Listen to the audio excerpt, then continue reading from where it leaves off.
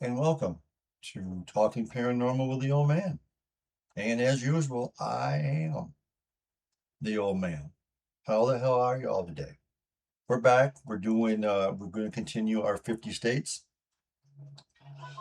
Took a break last week because we did Randolph County Asylum. So we talked about that, or I talked about that last week. So a little break. So now we're continuing in alphabetical order, Maryland. Or for us people here in the States, Maryland, not Maryland, but Maryland. Either way, we're doing that state today. So buckle up, turn on your lights, because it's going to be scary. I can feel this one is going to be scary. So again, no particular order, not any order of what's more haunted or what's not haunted. Just a list, a general. I have actually two lists today. So before I start, I gotta do a shout out. Okay. A couple of weeks ago, I learned how to play a card game called Swoop. I hope I'm saying that right. And got some new friends. Taught me how to play Swoop. Never played before. I played Euchre, but not Swoop. It's a fun game. It's a fun game. I did learn two very, very, very valuable lessons. The first one, in the card game, everybody for themselves. Yeah, yeah, everyone kind of like Uno, where you hold the four or five draw fours in a row and just keep on giving those fuckers out. And the second most important thing I learned about playing that game, Swoop, do not hold your aces. No matter what the person on your right tells you, do not hold your aces. 118 points worth of holding my aces. So yeah, don't do that. Don't do it. All right, all right. So again, shout out to my new Swoop friends. I hope I say that right. Okay, so the first one we're going to do today is, like, I know how to say that goddamn one. Where's my mouse? There it is. The hotel at uh, she's a Rundle Preserve. I don't know what the hell that's even it. So let's start. This has 8. Okay, so the blog, this is actually the hotel at Arundel Preserve. Do you wonder when is the best time to visit Hanover, Maryland? Whatever, probably, I don't know. Are you looking to find some top late night restaurant? No. Okay, this isn't even about freaking ghosts, dudes. This is about the hotel at Arundel Preserves. And since I don't edit stuff out, just forget that whole blog shit. Okay, so this is October 17th of 2023. It takes me a little bit, but I realize that is not nothing paranormal. That is tooting their own horns to get you to go to the hotel or Arundel, how they say it, preserves. So this is from October 17th of 2023. This is the most 8 haunted sites in Maryland or Maryland, whatever. It's all the same fucking thing. Tomato, tomato, ketchup, draw. So yes. So, okay, home to centuries of history and the home of Edgar Allan Poe's grave. That would be cool to go see. Maryland boasts no shortages of spooky places, from shadowy figures in historic homes to restless spirits wandering battlefields. These sites will surely bring a chill to your spine. I doubt this very fucking seriously. Okay, whether or not you're a skeptic or a ghost hunter, I am part 2. I am a ghost hunter. Well, actually, I'm sorry, paranormal adventurer. I am a paranormal investigator. So that little you heard was Adobe Acrobat wanting to be set as my default. Later, I'm busy. Check out one of these famously haunted Maryland sites. Number 1, the Point Lookout Lighthouse. Originally built in 1830 by John Donahue, whoever. The Point Lookout Lighthouse is considered one of the most haunted spots in Maryland. The area where the lighthouse sits has a history that almost guarantees haunting. No. See, that is a myth.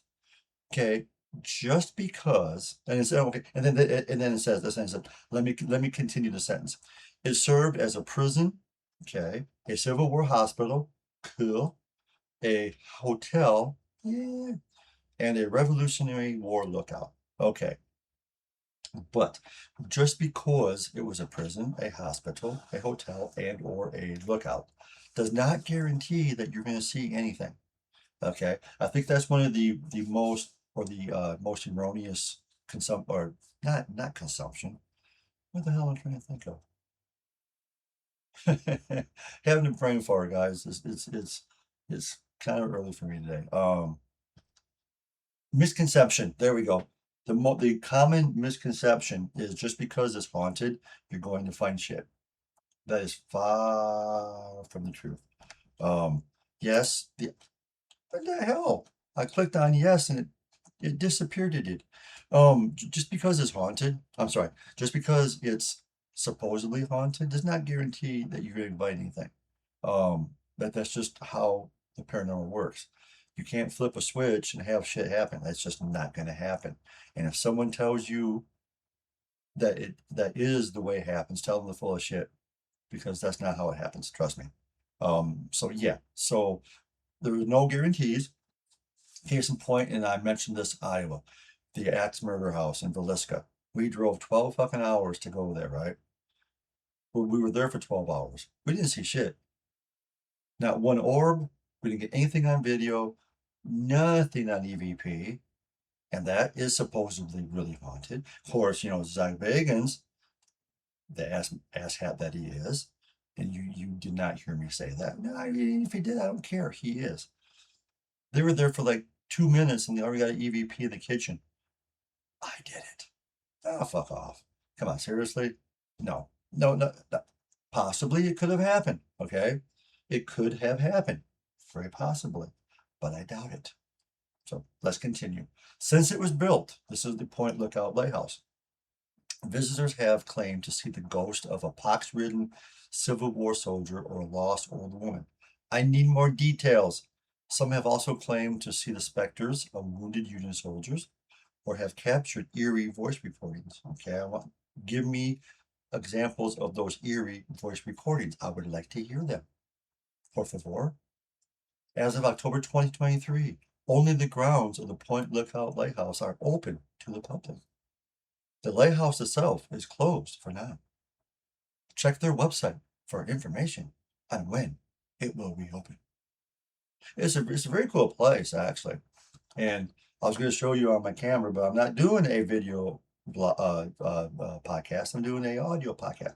I got my favorite Starbucks, a hot London fog latte. And no, they're not my sponsors. I wish they were, but they're not.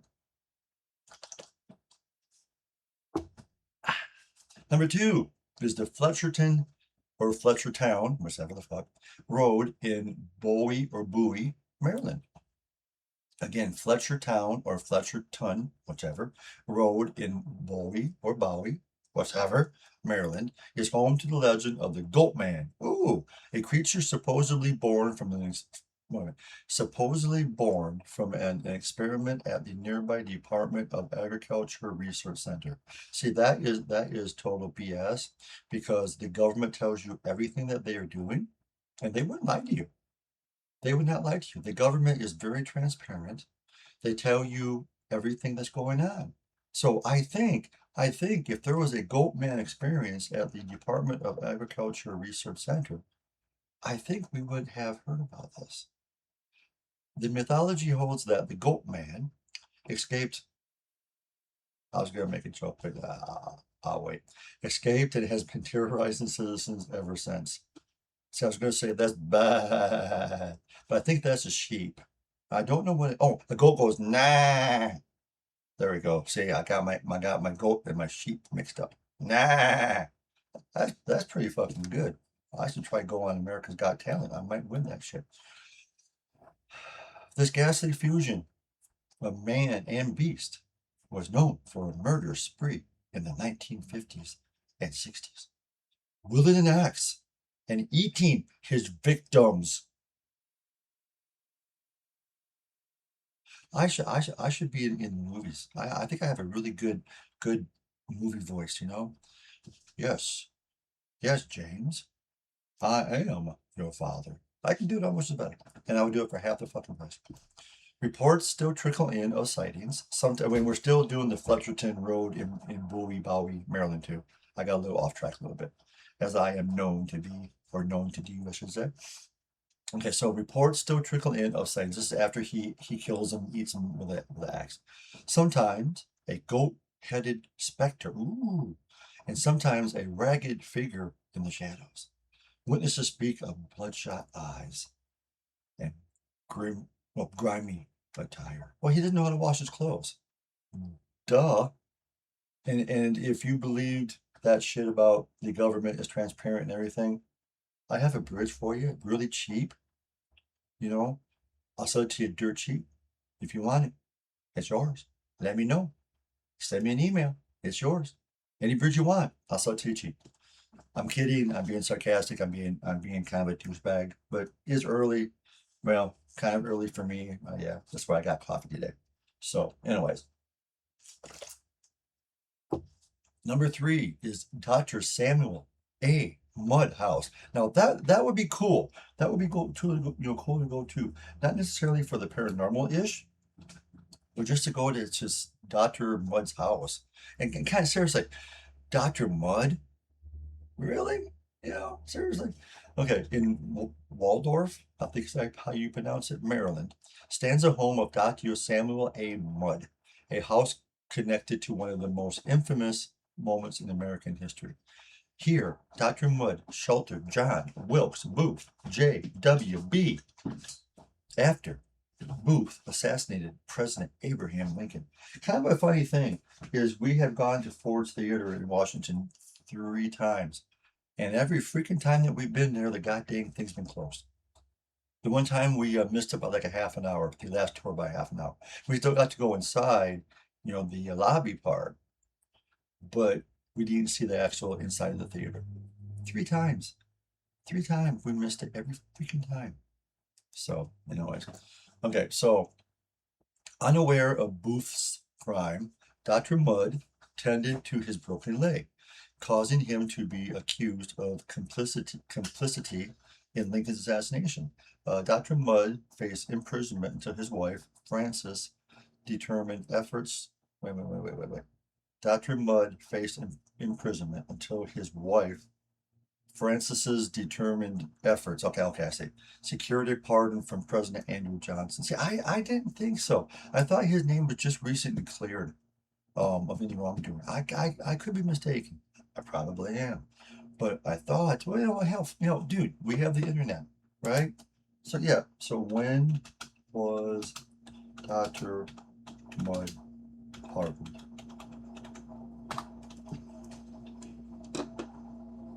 Okay. No, wait. When did she say? President Johnson. Okay. I, as usual, I stand corrected. Yeah, okay. So the reasons for the pardon. So this was, okay, so Samuel Mudd was pardoned by President Andrew Johnson on February 8th, 1869. Reasons for the pardon, there's like 1, 2, 3, there's 4 of them. He treated John, okay, so reasons for this. He treated John Wilkes Booth's broken leg after the assassination of Lincoln. Okay.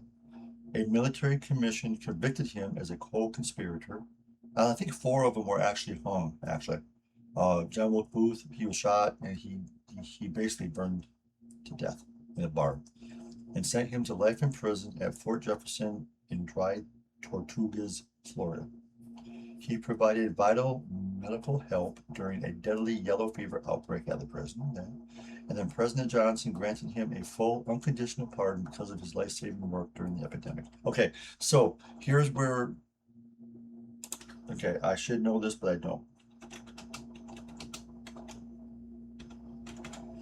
When was Lincoln assassinated? I should know this. Okay, see, no, so it was not immediately. It was not immediately, see? So I was kind of correct, but I was way the fuck off. It said that he was, wait. And she secured a pardon from President Andrew Johnson. Okay, that might be true, but Lincoln was assassinated in 1865. Okay, Dr. Mudd was pardoned February February 8th of 1869. So it took four years. So it took 4 years for that pardon to be pardoned. So I thought it was sooner though. I thought it was sooner. I don't know. I have to look that up. Okay. So yeah, okay. So then so now a museum. See that would be cool.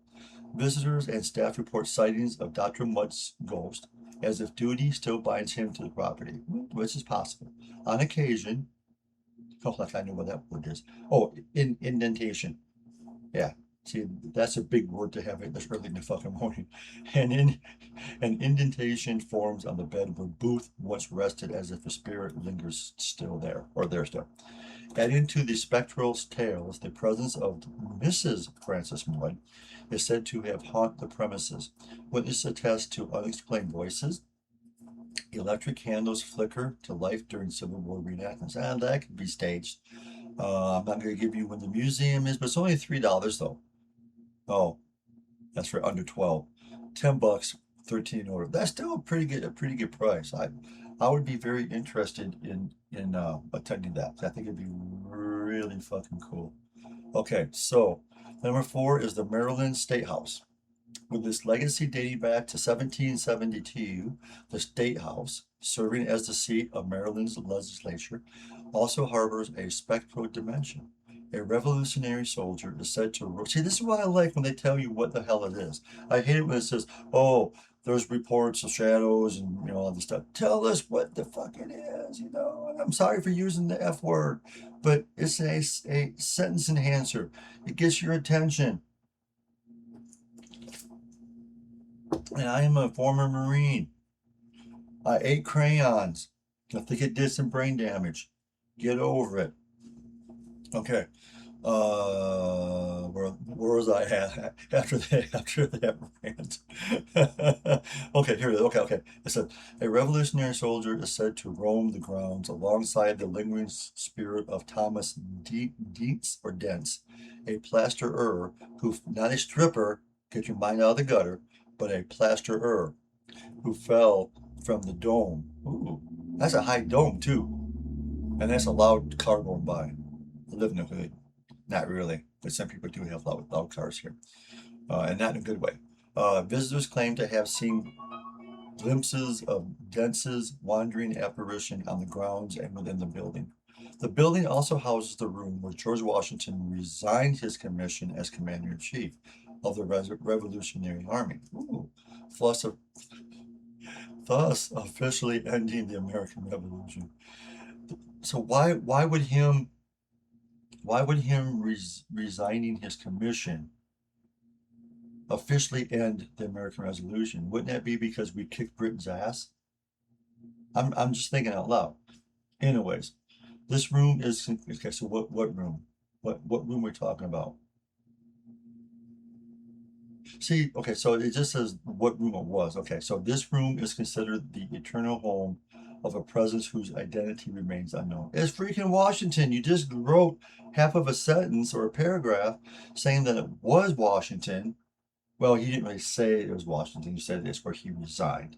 So if I was a betting man, and I'm not, I could be, but I'm not. It's probably him. So the Maryland State House is open to the public year round. Yeah, whatever. Okay. Okay. Oh, then you can, but we are welcome to enjoy self-guided tours for the chance to see one of the building's eternal residents.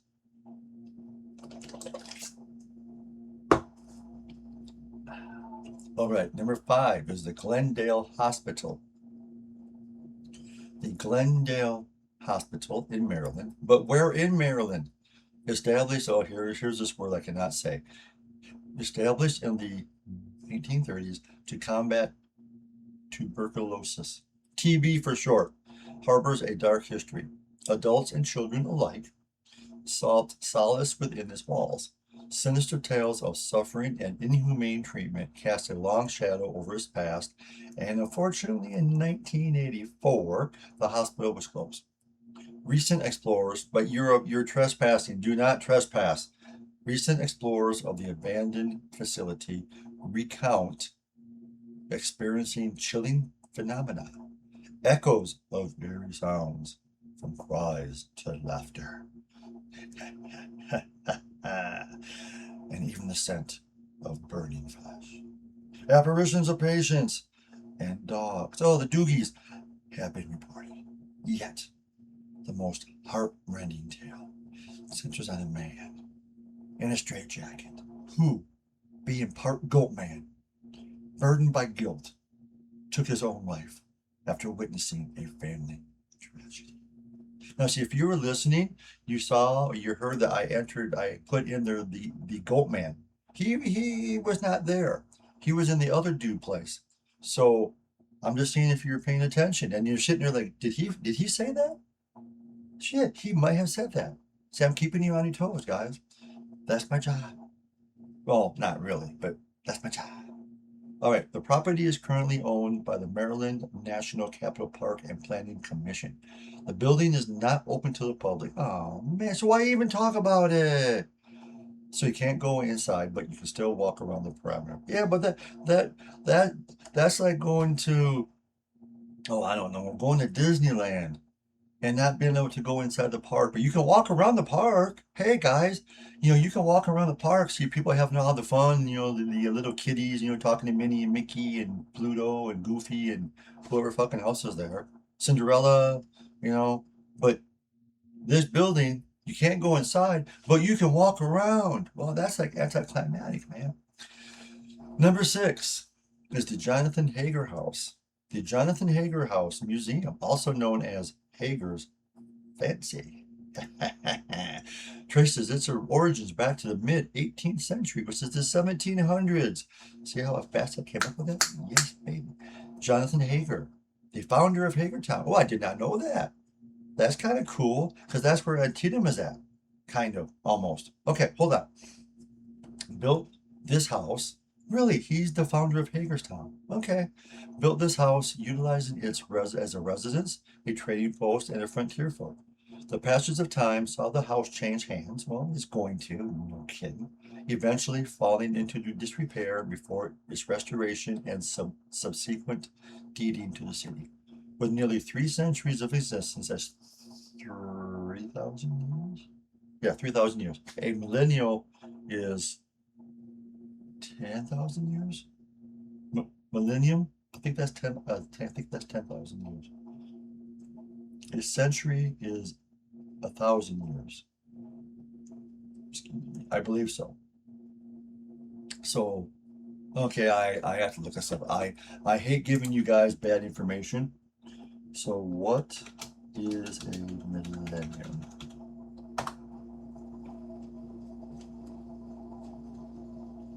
Oh no, that's not what that is. That's millennium. I spelled it wrong. Whoop-de-fucking-do. Okay, yeah. Millennium means 1,000 years. Yes. Okay, so a millennium, like the Millennium Falcon, is 1,000 years.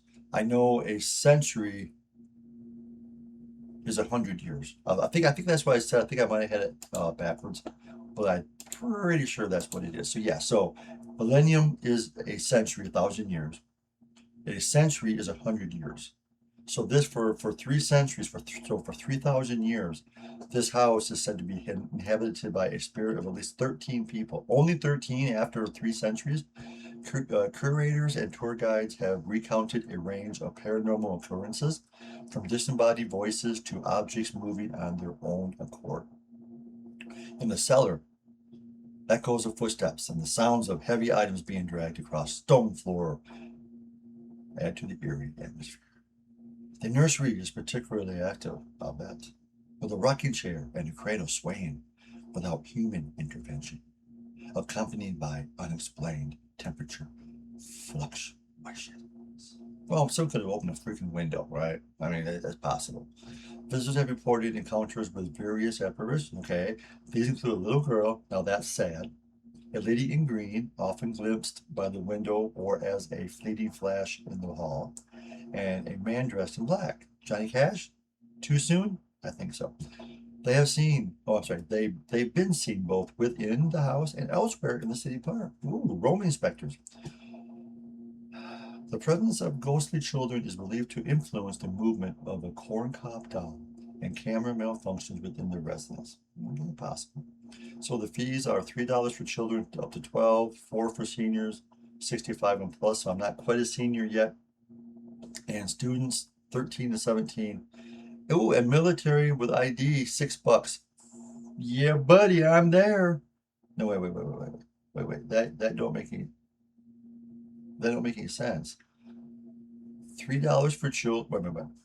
Admission is free for children 5 and under. Okay, $3 for children between like we're all gonna go there, right? But still, if we do, we need to know this shit.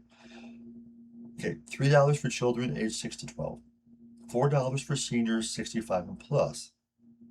So, okay, here's what I don't understand. Students 13 to 17 and military, all with ID, but don't give you the fucking price. Then it says adults are $6. It doesn't give you the price for students or military. See, this is what I'm talking about, people. You need to, if you're gonna post shit like this, you need to do your edit and make sure you edit it correctly. Because now I don't know what the price is for military, which I am a veteran, and students 13 to 17. I do not understand this. People, man, I know this is probably done by AI and crap, but come on, seriously?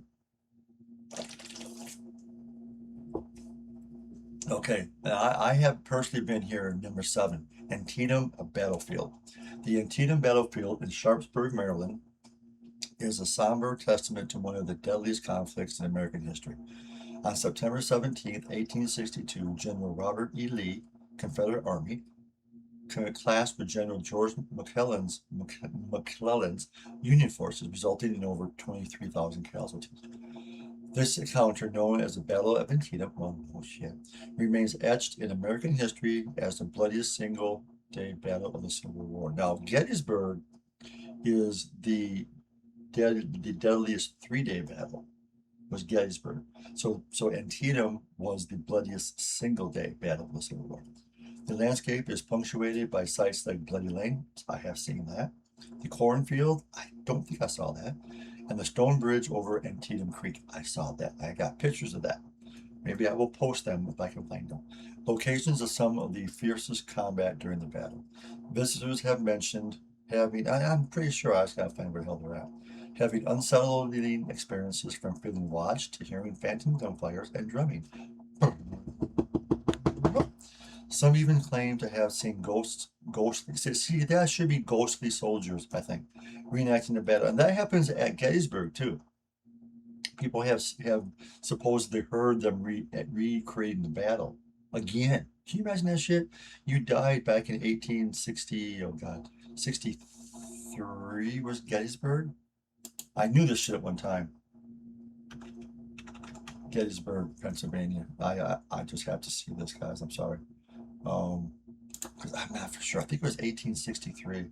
I used to know this stuff, and I used to know the battlefield and all that stuff. But God, I don't remember anymore. I haven't been there since a local called me an asshole. Yeah, believe that shit. I mean, I probably deserved it. Okay, granted, but you didn't have to call me an asshole. You know. When was the end of Gettysburg? I still got it, man. July 1st through July 3rd, 1863. Damn, when you're good, baby. Hot damn. Okay. Oh, yeah, okay. Well, that was Gettysburg. I got ahead of myself around Antietam. Sir. So visitors have mentioned, okay, gunfire and drumming, I said that already. Some even claim to have seen ghost soldiers, I said that too, reenacting the battle, only to vanish before their eyes. Or you hear sounds of like cannon fire and shit, or musket fire. So yeah, the battlefield, now under the stewardship of the National Park Service, stands as one of Maryland's most haunted locales. Yeah, and there's a church there too, that still has bullet holes in it and shit. And we were there on our trip to Gettysburg, and yeah, it was hotter than shit. The kids stayed in the car, and didn't really see nothing, but I got some pictures of some of the monuments and stuff. I still need to go back and try to find those like white lions, not the white lion, the band. When the children cry, um, I think they know that when children cry, when children cry. I can't sing the crap. So, anyways, yeah. So, yeah, we still have to see the two white lions, not the band. Uh, they're somewhere on the battlefield. I have no idea where they're at. Number 8, and this could be the last one, maybe, maybe not. Who the hell knows? Lord Baltimore Hotel. Lord Baltimore Hotel opened in 1928. It is famous for its paranormal encounters. Really, I've never heard of it before. Guests have encountered eerie experiences from unsettling dreams. Well, that's just a fucking nightmare. Eating too much Taco Bell. To feeling a spectral presence while asleep. Okay, again, if you're asleep, how many of you feel a presence when you're asleep? I don't feel shit. I sleep. Some even claim to have been touched by unseen hands in the elevator and lobby. The elevator's easy for you to say, peculiar behavior is a common tale. It frequently extends to the 19th floor unprompted. Here, guests have reported seeing a little green girl. Don't read ahead while you're still reading. A little girl in a cream-colored dress clutching a red ball. Oh, that's sad. Guests claim the girl is usually crying, rocking, or screaming. Well, yeah, no shit, she wants her mom. The hotel also carries the tragic tale of a married couple in formal wear, driven to a tragic end by the 1929 stock market crash. That would do it, man. That would do it. Do it. Many, including hotel staff, believe these lingering spirits to be the same ones guests encountered today. All right, so let's go back. See, and then they advertise themselves. After a long day of exploring Maryland's spookiest sites, the hotel at Arundel Preserve provides a distinctly scare-free experience with our comfortable guest rooms and relaxing amenities. Contact us to learn more. Yeah, but what if you bring the spirits back with you? Now they're comfortable guest-free rooms that don't have spirits now have freaking spirits. So they'll probably make money off of that too, because they'll say, "Oh, come stay. We have haunted rooms." Yeah, that's a bad idea. Okay, so let's look at just some of the other ones here. Okay, so I have three more, just really fast. And these are like really small blurbs. The point. Oh, I said that one already. Never mind. I got two. The Linville Manor in Upper Marlborough is a no, I have not said that one yet. It's a 300-year-old estate said to be housed at least 10 spirits, moving furniture, and a phantom cat next to a Revolutionary War cemetery. Here, kitty, kitty, kitty, meow. That was my best or worst cat impersonation. And then the Westminster Hall and Burial Ground. Now that sounds cool in Baltimore. The final resting place, of Edgar Allan Poe, where visitors report eerie shadows and an inexplicable chill around the catacombs. That's interesting. Okay, so there you have it. There you have it, people. The top 8, I think it was, plus 2 extra little blurbs. Maryland.